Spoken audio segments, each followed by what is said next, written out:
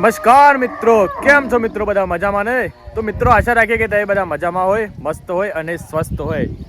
તો મિત્રો જો કે જ્યારે મારી કિડની ફેલ થઈ હતી ત્યારે મને જો બહુ જ મદદ કરી હોય એવા મારો ભાણિયો હાર્દિક કુમાર કે જે આજે ફોજમાં લાગી ગયો છે અને અમે આજે એને મળવા માટે જવાના છીએ. હું, મારો ભાઈ, આ મારી મમ્મી અને મારા પપ્પા સ્પેશિયલ વાન કરી દીધી છે અને મારા ભાણિયા હાર્દિકભાઈને મળવા માટે સ્પેશિયલી અમે જવાના છીએ સરડોઈ ગામે. તો આજે પૂરેપૂરું જેટલું બનશે તેટલું હજી અમે તમને સરડોઈ બતાવીશું. કેમ ભાઈ? થોડું ભાણિયા વિશે પણ થોડું હા, અને થોડું ભાણિયા વિશે પણ બતાવીશું કે ભાણિયાએ કઈ રીતે કેટલી મહેનત કરી અને કઈ રીતે સફળ બન્યો, કઈ રીતે જે સક્સેસ બન્યો અને કઈ રીતે જે ફોજ બન્યો આજે, અને ફોજીમાં કેવા એને એક્સપિરિયન્સ થયા છે તે બધું આજે તમને અમને શેર કરીશું. તો મિત્રો વિડીયોમાં બનાવી રહેજો અને વિડીયો છેલ્લે સુધી જોજો અને વિડીયો કેવો લાગ્યો એ કમેન્ટ કરીને જરૂર જણાવજો. તો ચલો મિત્રો જઈએ આપણે સરડોઈ. ચલો. ये क्या है? અરે આજે કેમ આપણે આ કુદરતી વનસ્પતિ છે અને સિંદૂર કહેવાય.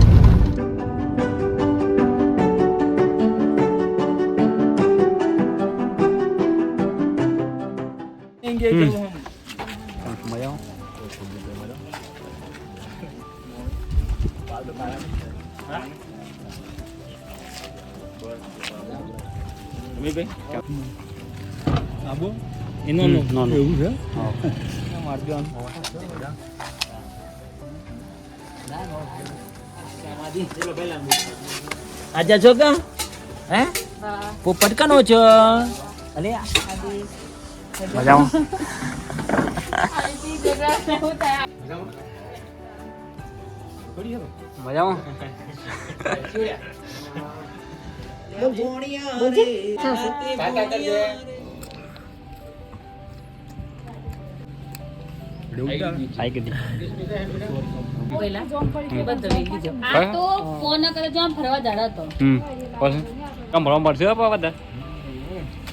મોટો બેસ્ટ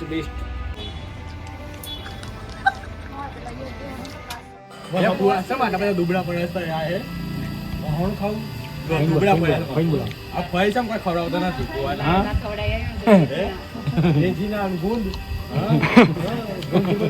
ઉડે ને એ બધું સોટા હોય એટલે ગાડા સારું ભાઈ, તમારો ભૂલ તમારા કર્મ નું છે.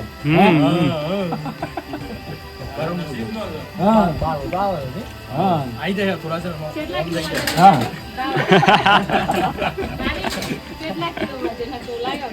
વજન માં કેમ તમે આમ તો કદ દેને ના પડે.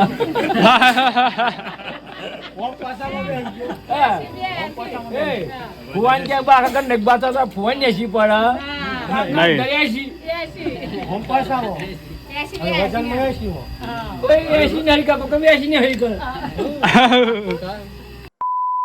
તો મિત્રો અત્યારે અમે આવી ગયા છે સરડોઈ ગામે અને સૌપ્રથમ તો મારા ફઈના ઘેર અમારા આયુર્વેદ ભાણિયો જે ફોજમાં લાગી ગયો છે. જો કે અમે એનું એક નાનું ઇન્ટરવ્યૂ પણ લેવાના છીએ અને અત્યારે હાલ અમે છોટા ચોટીલા કહેવાય છે ત્યાં ચામુંડા માતાજીના દર્શન કરવા માટે જઈ રહ્યા છે.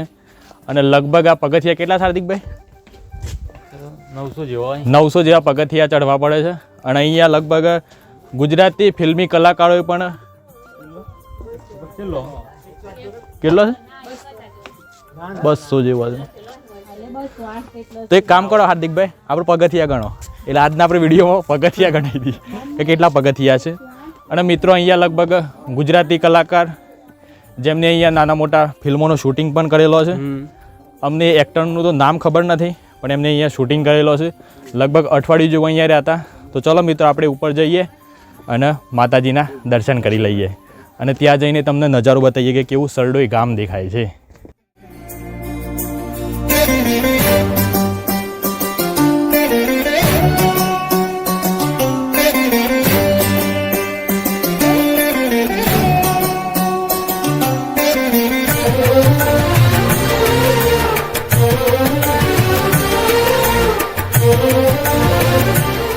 તો મિત્રો અમે કેટલો પગથિયા છે?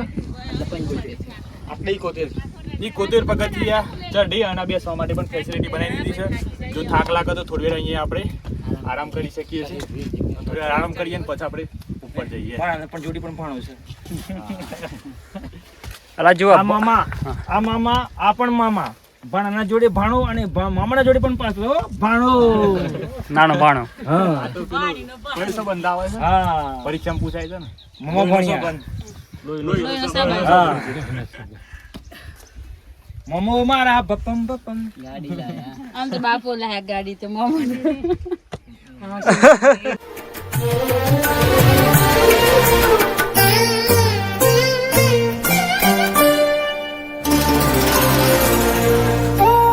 હુઆ છેલ્લા પગત થયો તારે ભૂલી ગયા હું અટવાણે અમાર અરે આમ તો 121 પગથિયા થઈ ગયા છે અને અત્યારે થોડા હીરો આવે છે એટલે બધા ઉભા રહ્યા છે. હીરો આ બધું ગુજરાતીમાં આવશે મારું. આટલાથી તો બધો ગમતું ખાય છે. એ બાદ ગજે કોઈ છૂટેલી કામ જોરદાર તળાવ આયેલું છે. દેખાય તો દૂર તક જય બધું ઈડરગઢ જેવું દેખાય છે. દેખો બેટા થોડી પાછું બોંગું છે ને તો મને ખબર જય માતાજી બોલીએ શ્રી ચામુંડા માત કી જય. તો મિત્રો અમે છોટા ચોટીલા ચામુંડા માતાજીના દર્શન કરી લીધા. અત્યારે તો લગભગ મંદિર બંધ છે અને અહીંયા 221 જેવા પગથિયા ચડવા પડે છે. અને હવે એના અમારા જે ફુઓ છે મહેન્દ્ર ફુઓ એ આ મંદિર વિશે થોડી ઘણી માહિતી આપશે. પહેલાં વહેતરીઓ મોહન ભગતની આ ટેકરી કહેવાતી. મોહન ભગતની બરાબર. પછી અમારા ગામના એક પંચાલભાઈ હતા તેમને માતાજીએ સપનું આલ્યું કે હું સાક્ષાત ચામુંડા માતા છું અને નિશાની હું. તો એને કીધું કે તું ઉપર ચડીને જોજે તો કાળો કૂતરો હોય. તે લોકો રાતે હોય એને જોયું તો આ ટેકરી ઉપર જ કાળો કૂતરો હતો. એ દિવસથી અમને વિશ્વાસ બની ગયો કે ખરેખર ચામુંડામાં હાજર છે.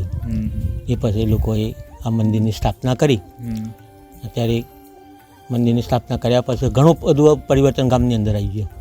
અને ઘણી પબ્લિકો હે તો નાના ચોટીલા આવે છે દર્શન કરવા માટે. નાના ચોટીલા હે નાના ચોટીલા નાના ચોટીલા કહેવાય છે. સરડુ ગામના બધા લોકો આવતા નહીં.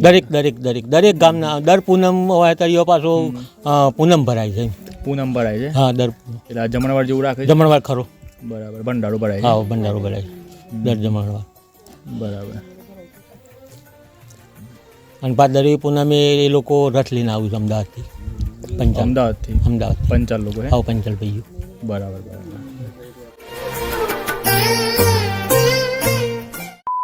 તો મિત્રો ખેડૂતનો દીકરો બન્યો ફોજી. આજે અમે અમારા ભાણિયા જોડે બેસ્યા છીએ અને જે સાચી કહાની કહે છે કે ભાઈ આ ફોજી બન્યો એ કઈ રીતે બન્યો, કેટલી મહેનત કરી, એ પૂરેપૂરી જાણકારી મળશે આજે અમે. તો બોલો હાર્દિકભાઈ, કઈ રીતે તમે આગળ આવ્યા?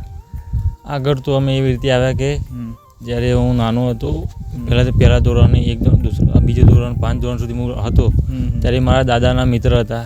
એ અમારા ઘરે આવે તો અમને એ કહે આ તો આર્મીમાં જ જશે એવું અમને મોટિવેટ કરતા.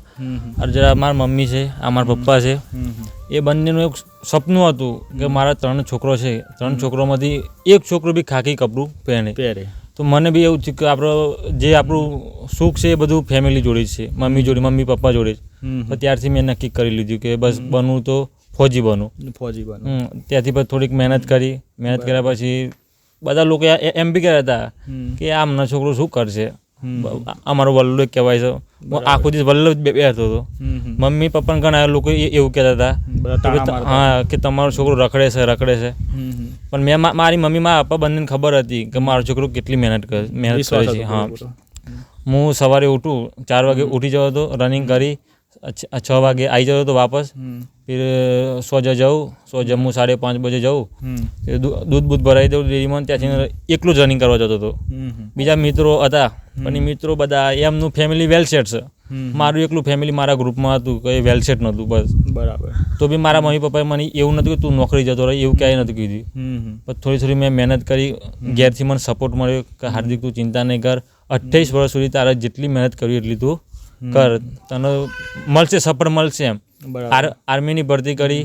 હું થોડા 2-5 મીટર ઓલે હું રહી ગયો હતો રનિંગમાં. તો હું ઘણું ઘરે આવીને રોયો. પછી મારી મમ્મી પપ્પાએ કીધું તું ટેન્શન નહીં લે, તારું સપનું સાકાર થશે. અને એના પછી એક મહિનો જ થયો અને મારું રિઝલ્ટ આવી ગયું આ BSFનું. અને બીએસએફમાં મારું ફાઇનલ સિલેક્શન થયું, મેડિકલ થયું. ફાઇનલ સિલેક્શન આવી ત્યારે અમારા જ કાકાની ઘેર સગાઈ હતી. ત્યાં અમે બેઠા હતા, હું આમ ખાવાનું કાઢતો હતો આમ, અને ત્યાંથી મેં દેખ્યું તો મારું નામ ફાઇનલ લિસ્ટમાં આવી ગયું. તો પહેલાં મેં મા અમ્મીને આમ કંઈ પગે લાગ્યો, મા અમ્મી મને માથા ફેરવ્યા અને બંનેની આંખમાંથી આંસુ આવી ગયા આમ. તો હા, અરખના આંસુ આવ્યા. તો આ બધા ફેમિલી બેઠા હતા, બધા કહેતા શું થયું. મેં કીધું દાદી મારે આવું ફાઇનલ રિઝલ્ટ આવી ગયું અને એમાં હું ફાઇનલ મારું બીએસએફમાં સિલેક્શન થયું. ત્યારબાદ મને આજે એટલો આનંદ થાય છે. હું આજે 35 દિવસની છુટ્ટી પર ઘરે આવ્યો છું, પણ લોકો સામને જે મારા જોડે આવે છે મને કહે છે હાર્દિક કેમ છે, મજામાં? હાર્દિક કેમ છે, કેવું છે? આમાં અંદરથી જ ફિલિંગ એવી આવે છે જે કે મારા મમ્મી પપ્પા બજારમાં નીકળી છે તો કહે છે પેલોનો છોકરો છે એ બીએસએફમાં લાગ્યો છે, પેલોનો છોકરો છે બીએસએફમાં લાગ્યો. અને 22ની ઉંમરે મારી નોકરી લાગી છે. આજે બહુ મજાની નોકરી છે. બસ બીએસએફમાં હું મેઘાલય પોસ્ટિંગ છું, 04 બટાલિયનમાં છું. બરાબર. અને જે હોય એનું વાતાવરણ કેવું છે અત્યારે? મેઘાલય છો ને તમે? હા, મેઘાલય. હું શિલોંગ જે રાજધાની છે ત્યાં છું. ત્યાં પૂરેપૂરું ઠંડુ વાતાવરણ અને વરસાદનું કોઈ નક્કી ના હોય, ભૂકંપનું બી કોઈ નક્કી નહોતું. નોર્મલ ભૂકંપ તો આવી જ જાય છે. ત્યાં અમે સોતા હોય ત્યારે અચાનકથી કોઈ રોલર ગયું હોય એવું આમ ધ્રુજારી થઈ જાય છે, તો કોઈ ખબર જ ના પડે. બરાબર. અને ત્યાં જઈને આ બધા ઘરની યાદ આવે છે, મા બાપની ને એ બધી? ઘરની યાદ આવે, પણ એ સમય તો શું કરો છો? કંઈ નહીં, ફેમિલીનો સુખ મળે છે બસ, એટલે આનંદ થાય છે. બસ 3 મહિને ઘરે આવી જઈએ છીએ. બહુ મજાની નોકરી છે. બસ એમ કહીને બસ આનંદ માનીએ છીએ. બસ બરાબર. આજે વિડીયો જોઈ રહ્યા છે બધા દર્શક મિત્રો કે જે અત્યારે લાગવા માગતા હોય કે અમે પણ ફોજીમાં લાગી જાય પણ કોઈ સારી નોકરી કરીએ, તો એમના માટે તમારું શું કહેવું છે? બેસ્ટ ઉપાય છે ભાઈઓ બહેનો, તમે ફોજીની તૈયારી કરો.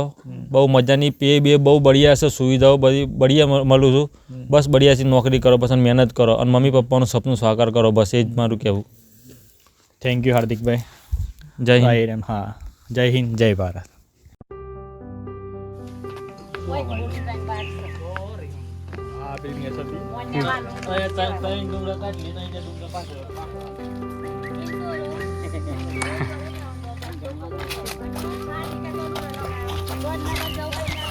કાલે મારો બર્થડે તો હતો ને, પેલો આવડો તો ગિફ્ટ માં હું આલી ખબર હે?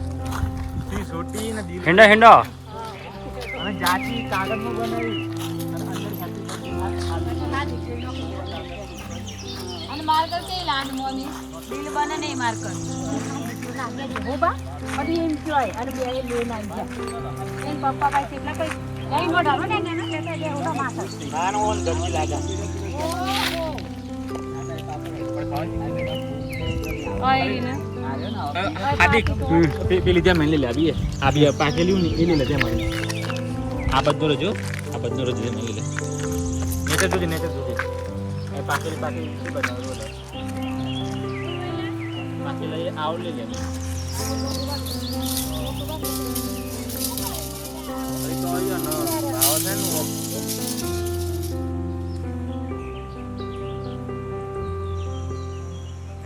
બાવળીયા બધા બાવળીયા એ લાગે છે.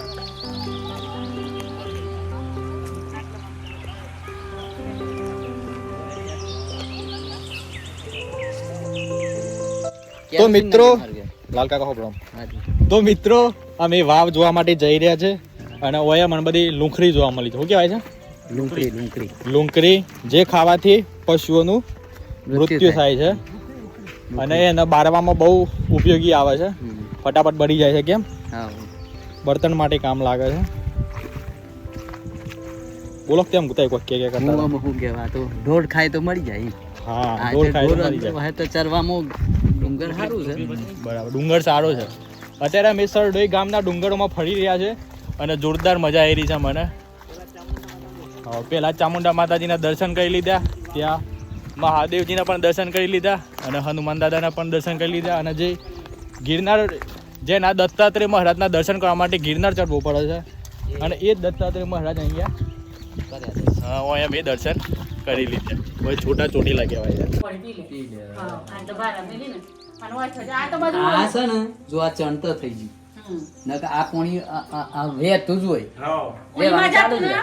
અને આ છે આપણી દેવતા મેં લીધા ના બધું જમણ બની છે હવે તો એટલું ઝાડ લોબા આખો જ લોબા હતા એ વે ભાઈ ઓય તો બધું મળ્યું લે ભાઈ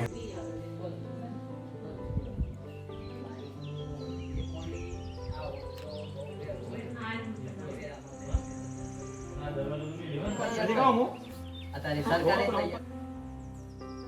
તો મિત્રો અમે દર્શન કરી લીધા, વાવે જોઈ લીધી છે સરડોઈ ગામની, અને અત્યારે મારો ભાણિયો નાસ્તો લાવી દીધો છે, નાસ્તા પાણી. તો ચલો અહીંયા આપણે વલ્લાના નીચે બેસીને નાસ્તો કરી લઈએ.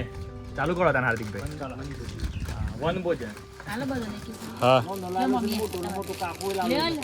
હા પ્રેમ ઘર ઠેલાય ને મમ્મી બોલી જ જવાય ખવડાવ. યાદ કરી પગે જઈને ખવડાવ. મોમા આ મમ્મી બોલવા મમ્મી તો ખા. મમ્મી મને આલી લે ભાઈ લે.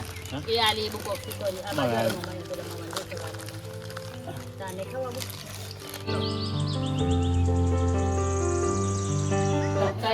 નસીબદાર હો. હે લાલાભાઈ. હા, હાચી વાત. તાને હો ભાઈ. ભાઈ તમે મમ્મી અહીંયા લાવી દેજો ખાઈ લો બસ. તારે મરચું તારે બરો ખાવું કે જો ભાઈ. હા. એપુ કાકા ડંગી દીધું બાજુ ચાલો. આવતો રહેજો. હાલો બ્રો જો ભાઈ. સારું આવજો. હા મમ્મા શાંતિ ચાલો મમ્મી. કોકા ફોન કરી બાપુજી લાજો તો. હા હો આવજો. હા એ આવજો.